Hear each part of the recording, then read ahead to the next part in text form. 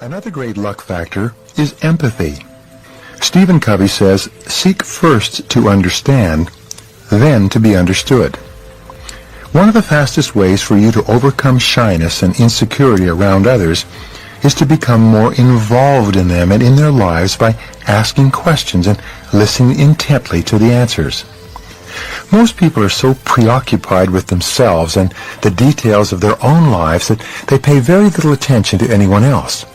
But when you empathize with others by asking them questions and listening to them when they talk, they will like you and they will want to cooperate with you, and your own shyness will disappear.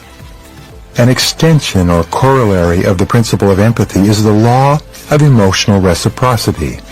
This law says very simply that when you do and say things that make other people feel good, they will have an unconscious desire to pay you back and to make you feel good as well.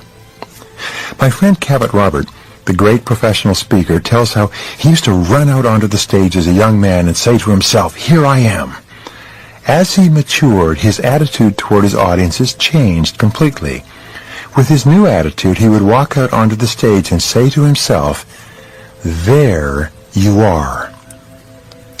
With regard to emotional reciprocity and empathy, what is it that people really want? Well, since you are a person as well, you have inside knowledge of how to be a great success in your interactions with others. What people want and what you want is to feel important. You want to feel valued and appreciated and worthwhile. You want people to like you and respect you and treat you nicely. You want people to do things that raise your self-esteem and cause you to like and respect yourself even more. The people that you like the most in life are the ones who make you feel the best about yourself when you are with them. And this is the key to excellent human relationships. With every person you meet, look for something that you can say that will make that person feel better about himself or herself. At the very least, never condemn, complain, or criticize. If you can't say anything nice, don't say anything at all. Even if you have a problem or a criticism, it's better for you to start off by asking for help and by taking the low road in your conversation with another person. When you look for ways to satisfy the deep subconscious needs of other people for approval, appreciation, admiration, and attention, they will be unconsciously motivated to help you to achieve your goals as well. The key thing is for you to get out of your own way. It's for you to stop thinking about yourself all the time and instead think about how you can make other people feel better about themselves. There's another key element of luck and success that is overlooked by most people. It is the subject of image and how you appear to others in your day-to-day interactions. Sometimes your image can make or break you in a critical business relationship. People are highly visual. You've heard it said that you never get a second chance to make a good first impression. We meet so many people under so many circumstances that we are constantly judging and sorting. This process takes place unconsciously. We're not even aware of it. But often we make an instant decision on a person, and that decision sticks for the rest of the time we know that person. Research shows that people actually make up their minds about you in the first 4 seconds. Each person's mind is like quick-drying cement, and the first 4 seconds leaves the first impression. The cement sets hard in 30 seconds, and after that, the person will then look for things about you to justify their initial impression. Because of the way the human mind is constructed, people use selective perception and will ignore or reject things that are inconsistent with what they have already decided to believe. The most successful people at every level of society are those who look the very best on the outside. They don't leave their first or second impressions to chance. They give a lot of thought to their appearance. They carefully study other successful people, and they dress accordingly. They constantly observe the top people in their fields, and they strive to look more and more like them. You deal with other people based on your perception of them, rightly or wrongly. Your initial perception is formed at the moment of first meeting the person. And first impressions make the greatest impact on how you think and feel about that person from then on. It's not that your assessment of the person won't change over time. This does happen, but it is rare. Once the impression is made, that perception becomes the reality of the individual with regard to you. You've heard it said that birds of a feather flock together, or like attracts like. You'll find that as you rise to higher levels in your business and personal life, the people at each higher level dress better and better than the people at the lower levels.